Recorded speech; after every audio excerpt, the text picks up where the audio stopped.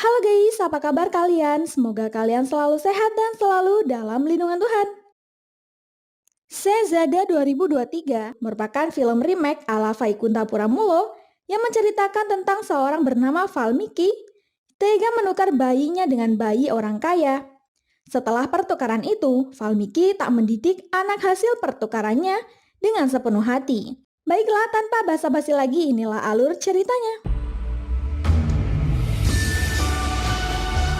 Berlatar di rumah sakit dan pusat kesehatan ST Vincent, terlihat Valmiki yang berada di rumah sakit karena saat itu Yasu istri Randip, putri tunggal Aditya Jindal yang kaya raya, dan Laksmi istri Valmiki melahirkan dalam waktu bersamaan.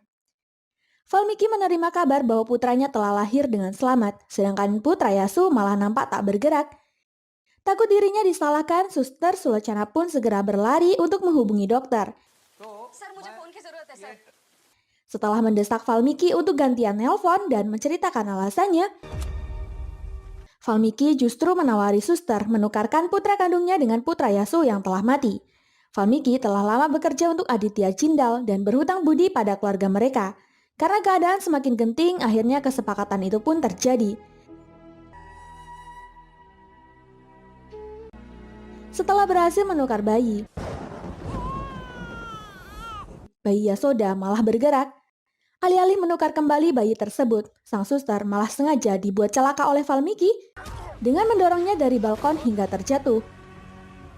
Sehingga pertukaran itu pun tak bisa dihindari.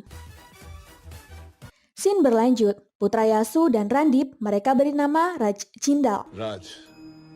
Sedangkan Valmiki malah memberi nama anaknya Bantu. Semua orang terkejut mendengar nama itu. Bahkan pendeta pun tak mau memberkati nama Bantu karena Bantu berarti pelayan. Valmiki selalu memuji Raj, dia sering mengubah nilai Raj agar Yasu senang. Tapi saat Valmiki diberitahu bahwa Bantu mendapat nilai 98, dia malah mengejeknya dan berkata, "Kenapa kurang 2? Bangke nih Valmiki." Setelah umur mereka menginjak 25 tahun, Bantu terlihat kembali ke rumah asalnya, menunggangi kuda dan menaiki jet pribadi milik kakeknya. Tak lama Valmiki bangun dari tidurnya. Ia segera ke atas untuk memastikan bahwa Bantu masih tinggal di rumahnya. Bantu sangat kesal, Valmiki tak pernah ramah dengannya. Ia pun merindukan Laksmi, ibunya yang sudah lama meninggal. Siangnya Valmiki menyuruh Bantu membeli karangan bunga karena Raj sebentar lagi akan pulang dari luar negeri. Namun setiap kali Bantu hendak masuk ke dalam istana Jindal, Valmiki selalu melarangnya dengan alasan penghuni neraka tak boleh masuk istana surga. Bantu pun heran, kenapa Raj selalu lebih istimewa di mata Valmiki dibanding dirinya. Bantu lanjut mengantar Nisa, adiknya, ke kampus. Namun selendang Nisa ditarik oleh segelombolan pemuda nakal. Bantu segera membalikan badan adiknya agar terlepas dari jeratan. Nisa kecewa, Bantu tak membelanya sebagai adik dengan menghajar pemuda itu. Bantu pun diam-diam menghampiri pemuda nakal itu untuk meminta syal merah adiknya. Namun mereka menyuruh Bantu menukar syal merah itu dengan adiknya. Bantu pun emosi, sehingga adegan pertarungan slow motion khas India pun tak terelakkan. Bantu berhasil membuat mereka kapok dan mengembalikan selendang merah milik adiknya. Scene lalu berpindah di mana Bantu satu lift dengan Samara Singh. Bantu tak berhenti menatap Samara dan membuat Samara risih. Sialnya ternyata Bantu hendak memenuhi wawancara kerja sebagai lawyer dan Samara adalah bosnya. Tanpa melihat kualifikasi Bantu, Samara langsung menolak mempekerjakan Bantu. Di sisi lain, kakek memberitahu Raj ada seorang pria bernama Sarang. Dia pria yang agresif, menjual narkoboy, berkedok, mainan anak. Masalahnya Sarang memakai jasa pesawat kargo perusahaan mereka untuk mengekspornya. Perusahaan mereka mengajukan klaim dan berhasil menutup perusahaan Sarang. Sarang mengirim saudaranya untuk meminta tanda tangan pencabutan klaim itu. Dan ayah Raj menugaskan Raj untuk bertemu dan menolaknya dengan tegas. Pergilah Raj ke perusahaan Jindal Oracle untuk bertemu Vikran dan Sarang. Randip ada di balik monitor karena tak yakin Raj bisa bicara. Raj disuruh memakai earphone di telinganya dan menyuruhnya berkata seperti yang ayahnya katakan. Namun mulut Raj terkunci karena ketakutan. Sehingga Randip sendiri yang melakukan penolakannya. Di sisi lain, tepat di belakang Randip, Samara juga mengadakan pertemuan dengan Nilakandan, orang yang ingin menjadikannya sebagai lawyer dalam kasus saudaranya. Samara menolak karena saudara Nilak terbukti bersalah, bahkan Samara sendiri yang akan mengajukan kasusnya. Nilakandan menawari Samara uang tunai ratusan juta, namun Samara adalah orang yang jujur. Dia dengan tegas menolak tawaran itu. Sayangnya Nilakandan memaksa, bahkan mengancam Samara untuk menerimanya. Melihat itu, Bantu yang kebetulan ada di kafe yang sama membantu Samara. Sembari menghindari serangan Nilakandan yang konyol, Bantu membahas semua pasal-pasal yang sudah ia hafal di luar kepala. Randip terkesan dengan kepandaian Bantu, bahkan Samara pun menerima Bantu sebagai pekerja barunya. Bantu menegaskan pada Nilak, entah itu tawaran bagus atau tidak, jika seorang menolak itu berarti tidak. Mendengar itu, Randip merasa Bantu mempunyai prinsip yang sama seperti dirinya. Keesokan harinya, Bantu mengikuti Samara yang sedang berjoging. Di sana, Samara bilang telah membaca berkas lamaran Bantu. Ia heran kenapa Bantu tak memiliki impian dalam hidupnya. Bantu pun menceritakan alasannya. Saat Bantu meminta uang ke Valmiki untuk membeli baju baru karena dia diterima kuliah, Valmiki justru sudah mendapatkan baju bekas Raj untuk Bantu pakai. Dan saat Bantu membutuhkan sepeda motor untuk pergi kuliah, Valmiki memberinya barang bekas peninggalan kakeknya. Semua yang diberikan Valmiki untuk Bantu selalu bekas, dan bekas. Bantu tak pernah memiliki hal yang luar biasa dalam hidupnya. Itulah kenapa Bantu malas bermimpi. Samara menjawab, sekarang hidupmu ada aku, jadi rangkailah mimpi yang indah yang baru. Asik. Lanjut cerita, Valmiki menjenguk suster Sulocana yang koma selama 25 tahun. Perawatan Sulocana ditanggung oleh keluarga Jindal karena berjasa membantu kelahiran putra mereka. Namun Valmiki ingin Sulocana mati saja, dengan begitu rahasia besarnya akan aman selamanya. Tapi tiba-tiba Sulocana beraksi. Valmiki ketakutan dan segera memanggil dokter. Valmiki bertanya apakah Sulocana akan siuman. Dokter tak bisa memastikannya, sehingga Valmiki pun sedikit lega. Di saat yang sama, Samara diantar ayahnya menghadiri undangan Randip untuk makan bersama. Mereka berencana menjodohkan Raj dengan Samara karena saat itu Randip kagum dengan kejujuran Samara menolak uang sogokan. Raj pun disuruh mengantar Samara berkeliling. Samara yang tak menyukai perjodohan ini pura-pura menjadi gadis nakal dan tak beraturan agar Raj menjadi ilfil dengannya. Namun usaha Samara justru membuat Raj mengumumkan kepada keluarganya bahwa dia menyukai kepribadian Samara yang sangat hebat dan menyetujui perjodohan ini. Samara pun menceritakan kejadian itu pada Bantu. Bantu malah membandingkan rumah Raj dengan rumahnya yang mungil. Sehingga Samara paham, Bantu mencintainya. Namun Bantu insecure, dia bukan orang kaya. Samara berkata, untuk mencintai, mereka hanya membutuhkan hati.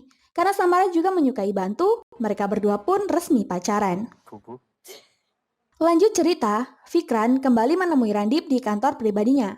Fikran memaksa Randip menandatangani pencabutan klaim karena Randip tetap pada prinsipnya. Fikran pun menusuk dada Randip dengan ujung payung yang sering ia bawa. Beruntung Samara dan Bantu sedang berkunjung memenuhi panggilan Randip. Mereka terkejut mendapati Randip tergeletak bersimpah darah. Anak buah Fikran sengaja menutup semua akses keluar darurat dengan harapan Randip kehabisan darah. Untung Bantu mengeluarkan Randip dengan cara yang tak biasa, sehingga Randip tak terlambat untuk dibawa ke rumah sakit. Sulocana yang siuman melihat Bantu mendorong Randip. Sulocana menyuruh Bantu mendekat dan bertanya apakah Bantu putra Randip. Bantu lalu menunjuk Valmiki, dialah ayah kandungnya. Sulocana terbata-bata menjelaskan bahwa Valmiki bukan ayah kandungnya, Randiplah ayah kandung Bantu. Bantu sempat tak percaya sehingga Sulocana menampar Bantu agar mendengarkan semua penjelasannya. Sulocana menjelaskan secara detail di mana mereka berdua lahir di rumah sakit yang sama. Sulocana terpaksa menukar Bantu dengan Raj atas permintaan Valmiki karena saat itu Bantu tak lagi bernafas. Namun setelah Bantu kembali hidup, Valmiki enggan menukarnya kembali dan malah membuat suster Sulocana lumpuh selama 25 tahun. Sulocana merasa berdosa, dia akan menjelaskan semuanya kepada keluarga Jindal. Namun Sulocana tiba-tiba meninggal dunia.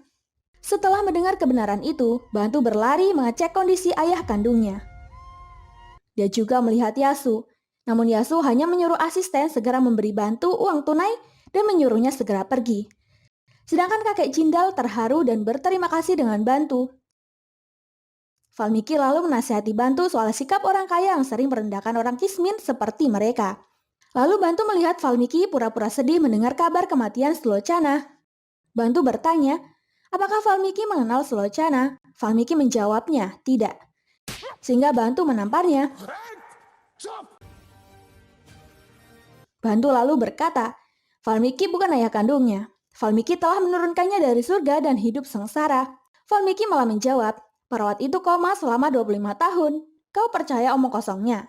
Bantu padahal tak membahas Suster Sulochana, jadi Valmiki ketahuan bohongnya. Bantu bertanya, apa salahnya dia? Kenapa Valmiki tega menghukumnya selama 25 tahun lamanya?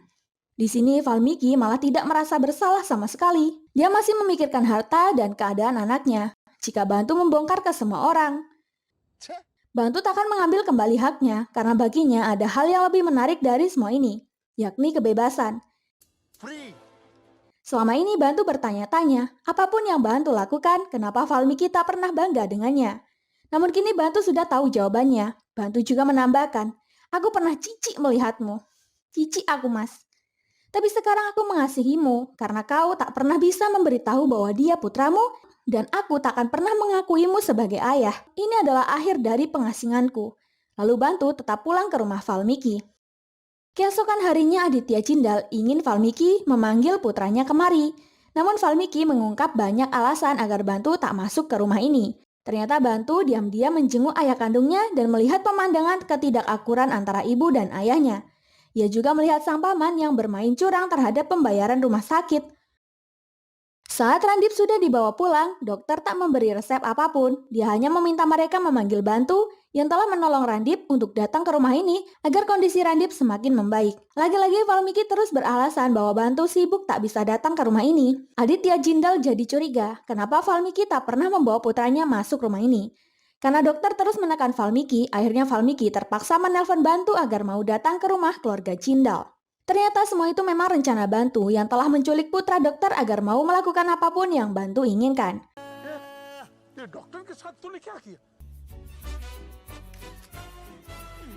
Akhirnya untuk pertama kalinya, Bantu masuk ke dalam istana sendiri.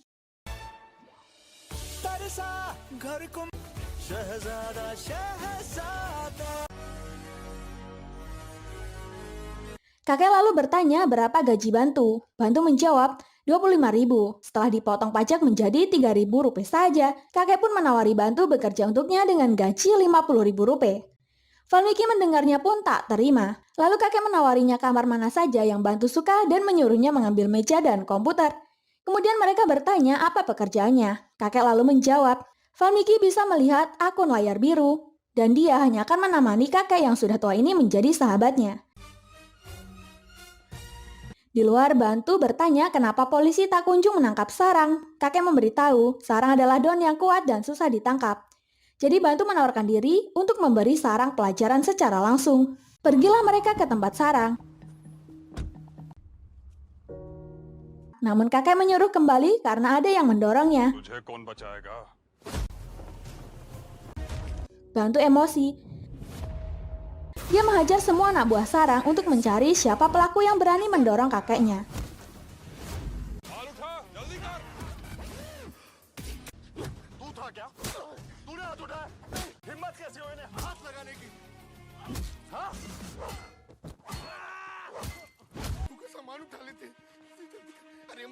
Sedangkan kakek pun dijamu dengan baik di atas kapal pribadinya Sarang.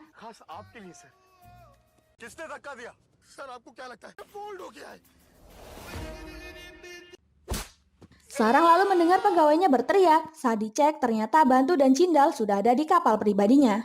Bantu melakukan perhitungan dengan Sarang. Dia memperingati Sarang untuk tak macam-macam lagi dengan keluarga Jindal jika tak ingin celaka seperti pegawainya. Sarang tak bicara sepatah kata pun. Dia juga membiarkan Bantu dan Jindal pergi dari lingkungannya dengan aman. Di luar, Bantu juga memperingati Vikran untuk menjaga payungnya. Karena jika payung itu jatuh di tangan Bantu, maka itu menjadi hari terakhir untuk Vikran. Saat kembali ke istana, Randi berterima kasih dengan bantuan Bantu. Namun setelah melihat Yasu yang cuek, Randi pun berkata, pertempuran paling sulit dalam hidup adalah pertempuran dengan keluarga sendiri. Kakek lalu memberitahu Bantu bahwa Yasu dan Randip sudah 7 tahun berselisih tak saling bicara. Sebenarnya keluarga ini banyak masalah, meski ada saudara tapi mereka tak pernah menjadi penengah. Apalagi kelakuan Raj yang kekanak-kanakan dan tak pernah peduli masalah keluarga mereka. Kakek ingin melihat emosi Raj, dengan begitu ia bisa mati dengan tenang. Keesokan harinya, kakek menyidang para paman yang sangat boros mengeluarkan uang untuk keperluan rumah tangga. Bantu membongkar kecurangan mereka yang mengambil sebagian uang untuk keperluan pribadi. Kakek pun memukuli mereka berdua dan mereka berdua mencari perlindungan Yasu. Yasu bertanya, kenapa saudaraku mencuri uang perusahaannya sendiri, sedangkan mereka memiliki gaji 2 juta rupiah setiap bulannya. Bantu menjawab, mereka menghabiskan gaji itu dalam sekejap di meja judi poker LGI, dan memiliki wanita simpanan bernama Sina. Istri Kailas pun marah, namun Arti malah menampar Arun, adik suaminya, dan mengomelinya. Karena sudah jam 6 sore, Bantu pun pamit pulang. Keesokan harinya Bantu melihat Samara dan ayahnya pulang dari istana. Bantu terang-terangan membongkar hubungan cintanya di depan ayah Samara. Dia ingin ayah Samara menikahkan mereka berdua.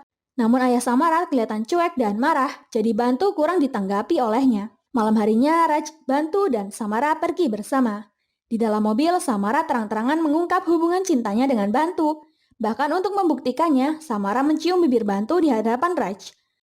Raj hanya melongo, dan mereka lanjut bicara di kafe. Herannya Raj tak marah dan mendukung hubungan mereka berdua. Bantu pun menceramahi Raj. Sebagai orang kaya, keluarga Raj tak mendidiknya dengan benar. Makanya Raj tak memiliki emosi. Raj merasa yang dikatakan Bantu ada benarnya.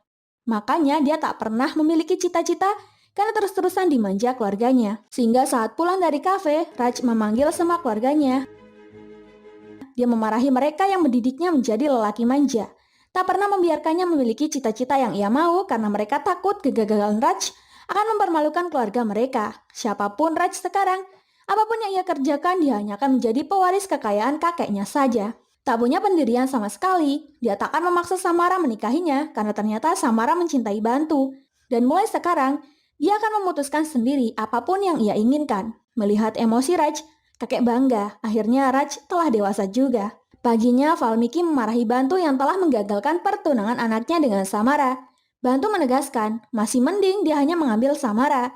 Jika dia mau, dia juga akan mengambil alih semua kekayaan ini dan membuat Valmiki dan Raj menjadi gembel. Bantu lalu mengusir Valmiki.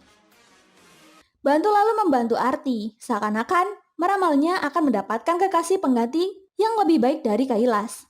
Kailas terpancing dan menghentikan ramalan konyol itu. Lalu Yasu tiba-tiba ingin diramal pula. Kakek menjelaskan ini takkan berhasil. Namun Yasu tetap memaksa. Sehingga Bantu mulai bicara. Kau tak akur dengan suamimu, sedangkan suamimu terlihat selalu merasa bersalah.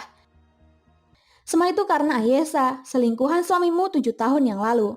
Sejak saat itu kalian berdua hidup seperti ini dan tak ingin memperbaiki hubungan.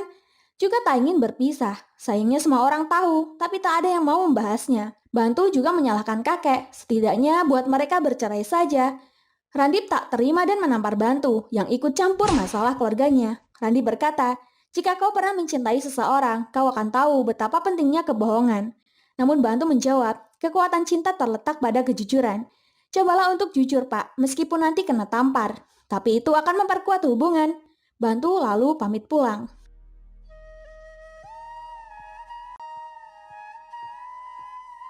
Malam harinya, akhirnya Randip mulai berbicara dengan Yasu. Yasu mengungkapkan semua kekecewaannya.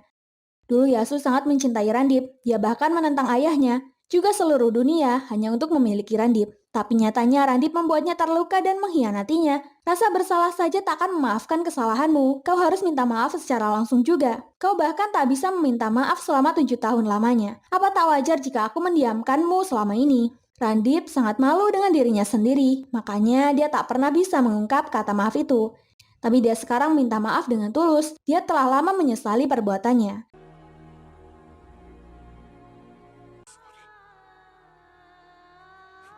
Pada akhirnya Yasu pun memaafkan suaminya.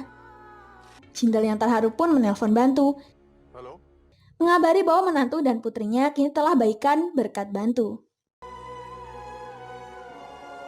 Keesokan harinya Jindal mengirim pelayannya membawakan baju pesta anniversary Yasu dan Randip.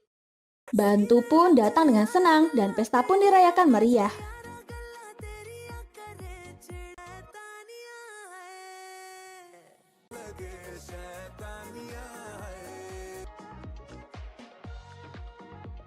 Namun saat Yasu selesai ganti baju,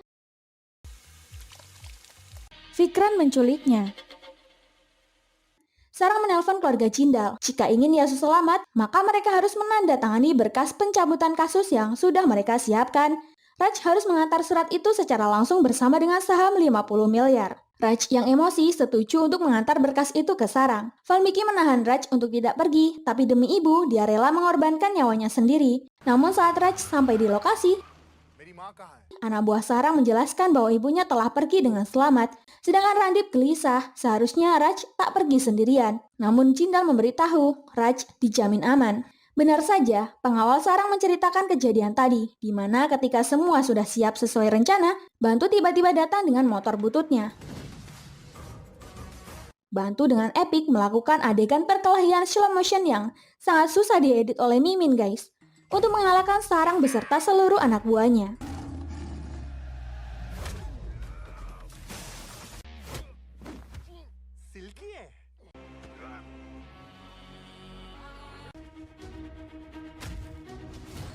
Saat Bantu berhasil melumpuhkan sarang, Vikran diam-diam akan menikam Batu. Kok Batu sih? Bantu. Namun Bantu sengaja melesetkan serangan Vikran dan mengenai adiknya sendiri. Bantu tak menghabisi Vikran agar Vikran bisa menyelamatkan adiknya, sedangkan dia berhasil membawa Yasu pulang dengan selamat. Jindal akhirnya memberitahu siapa Bantu dan Raj sesungguhnya. Meskipun Bantu sudah tahu kalau dirinya putra kandung Randip, Bantu tak serakah, Bantu tak menginginkan harta apapun. Lalu saat Bantu telah sampai di sana, kakek bertanya ke Valmiki apa yang ingin Valmiki katakan. Valmiki lantas menjawab, jika ada perkataan putraku yang menyinggung mohon dimaafkan, itu saja. Lalu kakek bertanya, hal yang sama sampai berulang kali. Lalu memukuli Valmiki. Kakek berkata, dia cucuku, pewarisku, darahku. Aku mendengar suster itu bicara dengannya di rumah sakit. Kau telah merenggutnya dari kami, dan kau memilih tetap diam. Sejak ku tahu perbuatanmu, aku berusaha mengendalikan diriku dan bertanya, kenapa Bantu tak marah? Bantu bilang, dia kasihan dengan Valmiki. Dia tak tidur nyenyak selama 25 tahun terakhir karena kegembiraannya menukar anak berubah menjadi ketakutan. Kakek bingung, kalau gitu kenapa Bantu kemari? Bantu bilang, bukan hanya orang tua saja yang ingin anaknya bahagia. Anak pun ingin hidup orang tua mereka bahagia. Tapi saat ibu kehilangan kebahagiaan, bagaimana bisa anaknya bahagia? Selama aku di sini, apa aku sanggup melihat ayahku lemah? Juga apa aku sanggup melihat kakekku sengsara? Saat ku sadari kalian mengalami masa sulit, aku tak bisa tinggal diam. Mereka yang diam-diam menyiksa ayahku akan aku robohkan. Randip tak akan kalah karena aku tak akan membiarkannya kalah. Itulah alasan kenapa aku datang ke sini. Tak lain mengubah istana ini kembali menjadi surga. Mendengar itu, Randip merasa bersalah. Dia menangis dan Bantu menenangkan Randip dengan memanggilnya ayah.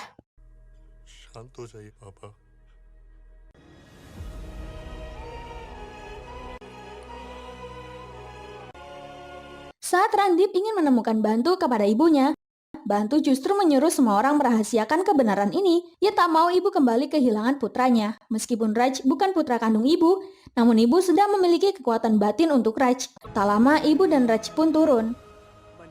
Meski Bantu orang asing baginya, namun ibu sudah menganggap Bantu sebagai anak kandungnya. Ibu lalu memeluk Bantu.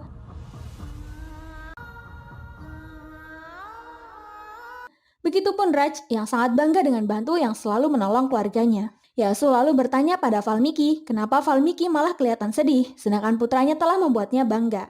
Yasu sangat kagum dengan didikan Valmiki yang menjadikan Bantu orang bertanggung jawab. Untuk itu Yasu menitipkan Raj untuk dididik Valmiki di rumah kecilnya. Raj akan bekerja sebagai staf biasa selama 5 tahun. Jika Raj berhasil menunjukkan perubahannya, maka Raj bisa menjadi direktur utama di salah satu perusahaan milik Aditya Jindal.